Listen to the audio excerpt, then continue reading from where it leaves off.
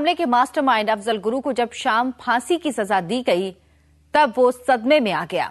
उसे यकीन नहीं हुआ कि मौत उसके सामने खड़ी है। रात भर अफजल सो नहीं पाया। सुबह फांसी पर चढ़ाए जाते समय वो बिल्कुल खामोश था। आइए हम आपको दिखाते हैं अफजल गुरु के आखिरी 12 घंटों के एक एक लम्हे की कहानी।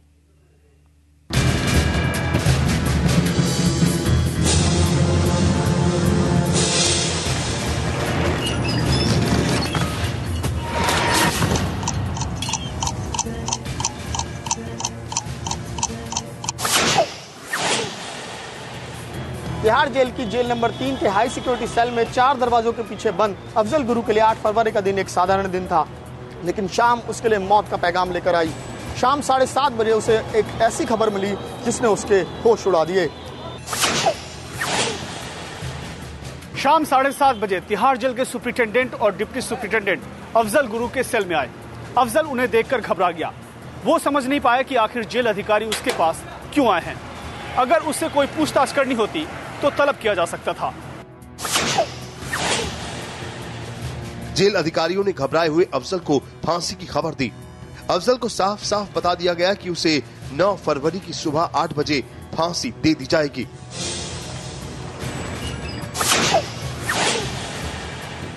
फांसी की खबर सुनकर संसद पर हमले का गुनाहगार अफजल गुरु सन्न रह गया। मौत अचानक सामने आकर खड़ी हो गई थी और अब भागने का कोई रास्ता नहीं था। करीब 5 मिनट तक अफजल गुरु के मुंह से कोई आवाज नहीं निकली। जेल सुपरिटेंडेंट करीब 20 मिनट तक अफजल गुरु के सेल में रहे। उन्होंने अफजल से पूछा कि आखिर उसकी आखिरी ख्वाहिश क्या है। अंतिम इच्छा के रूप में अफजल गुरु ने कहा उसे कुरान चाहिए। अफजल गुरु के पास कुरान पहले से मौजूद था, फिर भी जेल अधिकारियों ने उसकी ख्वाहिश पूरी करने के लिए कुरान की एक प्रति भेज दी। जेल सुपरिटेंडेंट के जाने के बाद भी अफजल गुरु की घबराहट कम नहीं हुई। उसे अब भी फांसी की खबर पर भरोसा नहीं हो रहा था। अफजल ने सेल के बाहर खड़े सुरक्षा गार्ड से पूछा कि क्या वाकई कल उसे सजाए मौत दे दी जाएगी। गार्ड ने जवाब दिया कि उन्हें मालूम नहीं है। रात करीब 11 बजे डॉक्टरों की एक टीम अफजल गुरु का मेडिकल चेकअप करने आई। इस टीम में जेल के 2 डॉक्टर शामिल थे। मेडिकल चेकअप के बाद अफजल गुरु को भरोसा हो गया कि उसे शनिवार को वाकई फांसी दे दी जाएगी। अफजल गुरु की आखिरी रात में उसे खाने पीने की तमाम वो चीजें दी गईं जिसकी फरमाइश वो किया करता था, लेकिन अफजल ने रात में कुछ नहीं खाया। उसने सिर्फ 2-3 गिलास पानी पिया। फांसी की खबर सुनकर अफजल गुरु सदमे में आ गया। वो रात भर सो नहीं पाया। वो अपने आप से बातें करता रहा, बुदबुदाता रहा। सुबह जेल के अफसरों ने जब संतरी से पूछा कि क्या अफजल जाग गया है, तो उन्होंने जवाब दिया कि वो रात भर सोया ही नहीं। जेल अधिकारियों के लिए आज की सुबह बहुत अहम थी। सूरज उगने से पहले ही आला अधिकारी अपने अपने ऑफिस पहुंच गए। सुबह 6 बजे डीआईजी सुधाकर, डिप्टी जेलर और जेल सुपरिटेंडेंट फांसी घर का मुआयना करने गए। उन्होंने फांसी के तख्ते से लेकर रस्सी तक एक एक चीज का बारीकी से मुआयना किया ताकि अफजल को फांसी देते वक्त किसी भी गलती की कोई गुंजाइश न रहे। अफजल गुरु को फांसी देने से पहले रिहर्सल की गई। फांसी के तख्ते पर अफजल गुरु के वजन के बराबर भार लटकाकर फांसी का फंदा तैयार किया गया। अफजल गुरु की फांसी से पहले एक नहीं 3 बार डेमो किया गया। इससे पहले सुबह 5 बजे जेल नंबर 3 के सुपरिटेंडेंट, डिप्टी जेलर और डॉक्टरों की टीम अफजल गुरु के सेल में गई थी। जेल के सुपरिटेंडेंट ने अफजल से तैयार होने को कहा। जेल अधिकारियों को अफजल गुरु का डेथ वारंट मिलने के बाद 8 फरवरी को ही अफजल गुरु का सेल बदल दिया गया था। अफजल गुरु को फांसी घर के पास बने एक सेल में रखा गया जहां कोई और कैदी मौजूद नहीं था। इसके 2 मकसद थे। पहला ये कि अफजल गुरु की फांसी की खबर वक्त से पहले नहीं फैले, और दूसरा कि आखिरी समय में अफजल किसी और कैदी से नहीं मिल सके। अफजल गुरु ने अपनी जिंदगी का आखिरी दिन जिस सेल में बिताया उसमें 3 कमरे थे और 4 दरवाजे। सभी में लोहे की मोटी मोटी जालियां लगी थीं। सेल में टीवी, बिस्तर और पंखा लगा था। कसाब की तरह ही अफजल गुरु को फांसी देने का ऑपरेशन भी टॉप सीक्रेट रखा गया। सरकार चाहती थी कि यह खबर भी किसी कीमत पर लीक न हो। अफजल गुरु को 9 फरवरी को सूली पर चढ़ाया जाएगा, इसकी जानकारी प्रधानमंत्री मनमोहन सिंह और गृह मंत्री सुशील कुमार शिंदे को थी। इसके अलावा ये गोपनीय सूचना तिहाड़ जेल की महानिदेशक विमला मेहरा और एडीजी जेल को दी गई थी। फांसी से पहले जेल नंबर 3 के सुपरिटेंडेंट, वार्डन और एक मजिस्ट्रेट को भी इसकी सूचना दी गई थी। अफजल को जेल नंबर 3 में ही फांसी पर लटकाया गया।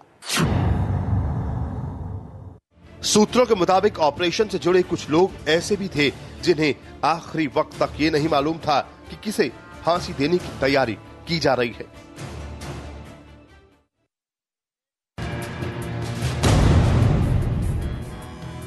अफजल गुरु का मेडिकल चेकअप करने वाले दीनदयाल उपाध्याय अस्पताल के डॉक्टरों को भी फांसी की खबर सुबह ही दी गई थी। फांसी देने के ऑपरेशन से जुड़े किसी भी शख्स को मोबाइल फोन रखने की इजाजत नहीं दी गई थी। सभी के फोन जेल के बाहर ही जमा करवा लिए गए थे। जेल सूत्रों के मुताबिक जब अफजल गुरु को फांसी के लिए ले जाया जा रहा था, उस वक्त उसने सफेद रंग का बिना कॉलर वाला कुर्ता पहन रखा था। वो बिल्कुल खामोश था, उसने सिर झुका रखा था।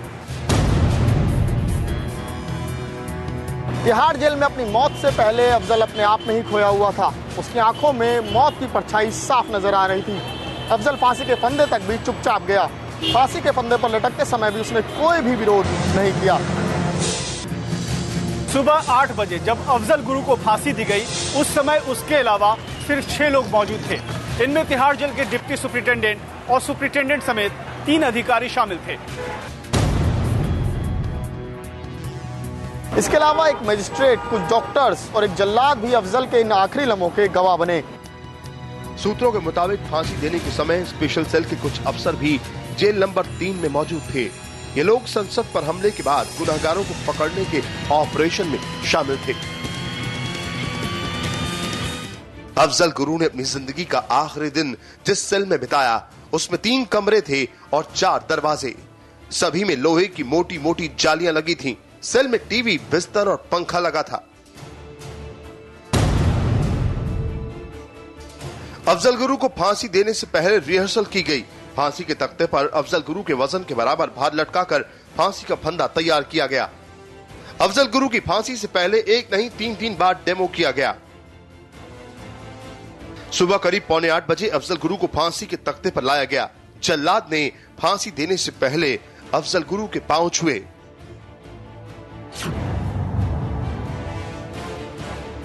अफजल गुरु की फांसी के फैसले के साथ ही यह भी तय हो चुका था कि उसे कहां दफनाया जाएगा।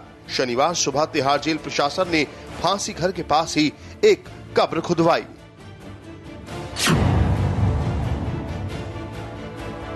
फांसी देने के करीब 1 घंटे बाद सुबह करीब 9 बजे अफजल को तिहाड़ जेल के अंदर ही इस्लामिक रीति रिवाज के साथ दफना दिया गया।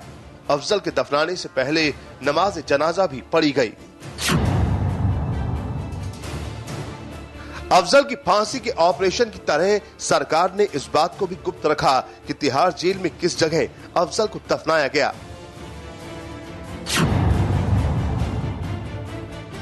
जल्लाद अफजल गुरु को फांसी के तख्ते पर ले गया। वहां नियम के मुताबिक उसके चेहरे को काले कपड़े से ढक दिया गया। सुबह 7:45 बजे मजिस्ट्रेट ने इशारा किया और जल्लाद ने लिवर दबा दिया और इसके साथ ही संसद पर हमले का मास्टरमाइंड अफजल गुरु फांसी के फंदे पर झूल गया। करीब 15 मिनट तक अफजल गुरु का शरीर फांसी के तख्ते पर रहा। अफजल की मौत हो चुकी थी। करीब 8 बजे डॉक्टरों ने अफजल गुरु के डेथ सर्टिफिकेट पर साइन कर दिए। 13 दिसंबर 2011 को संसद पर हमले का पूरा खेल महज 14 मिनट तक चला। हमला करने आए 5 आतंकी मारे गए और देश ने चैन की सांस ली। सुरक्षा कर्मियों की कुर्बानी रंग लाई और एक भी आतंकवादी लोकतंत्र के मंदिर के अंदर प्रवेश नहीं कर सका। हम आपको दिखाते हैं कैसे थे शहादत के वो 14 मिनट।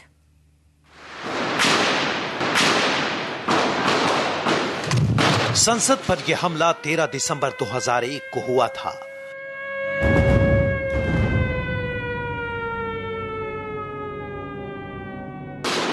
लश्कर तैयबा और जैश ए मोहम्मद के 5 आतंकवादियों ने लोकतंत्र के इस मंदिर पर अटैक कर दिया। वक्त सुबह 11:40। आतंकियों की सफेद रंग की एम्बेसडर कार संसद के मेन गेट से संसद परिसर में आई। कार में हैदर, मोहम्मद, राणा, राजा और हमजा नाम के आतंकी बैठे थे। आतंकियों ने फौजी जैसे कपड़े पहन रखे थे। गाड़ी पर लाल बत्ती लगी थी।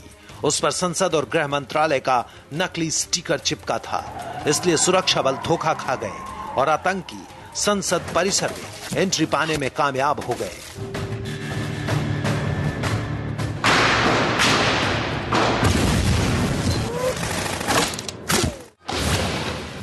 वक्त सुबह 11:41। बेहद तेजी से दौड़ती कार अचानक दाईं तरफ घूमी। कार को देखकर संदेह हुआ और वहां मौजूद सुरक्षाकर्मी जेपी यादव ने वॉकी टॉकी से सूचना फ्लैश की। वॉकी टॉकी पर बात कर रहे जेपी यादव को आतंकियों ने गोली मार दी। जेपी यादव मौके पर ही शहीद हो गए। इसके बाद आतंकवादी अंधाधुंध गोलियां चलाने लगे।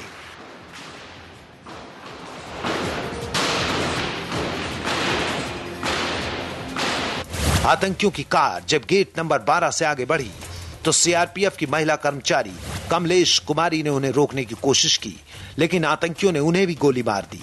आतंकियों की गोलीबारी में लॉन में काम कर रहे माली देशराज को भी अपनी शहादत देनी पड़ी। आतंकियों की कार अब गेट नंबर 11 पर पहुंची। वहां उपराष्ट्रपति कृष्णकांत के सुरक्षाकर्मी खड़े थे। भागने की कोशिश में आतंकियों की कार उपराष्ट्रपति के काफिले की एक कार से टकरा गई। वहां मौजूद सब इंस्पेक्टर जीतराम ने आतंकियों को रोकने के लिए रिवॉल्वर निकाली, लेकिन जीतराम को भी आतंकियों की गोली लगी और वो घायल होकर गिर पड़े। खुद को घिरा देख आतंकियों ने गेट नंबर 11 पर अपनी गाड़ी छोड़ दी और पैदल ही भागने लगे। कार छोड़कर भाग रहे आतंकियों की तस्वीर इंडिया टीवी के कैमरे में कैद हो गई। आतंकियों को पता नहीं चल रहा था कि वो क्या कर रहे हैं। AK-47 राइफल और हैंड ग्रेनेड का बैग लेकर आतंकी इधर उधर भाग रहे थे, गोलियां बरसा रहे थे। इस फायरिंग में उपराष्ट्रपति की सुरक्षा में लगे 5 जवान शहीद हो गए।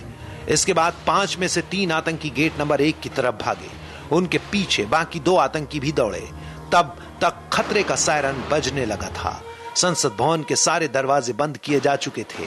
अचानक आतंकवादियों ने हैंड ग्रेनेड से धमाका कर दिया।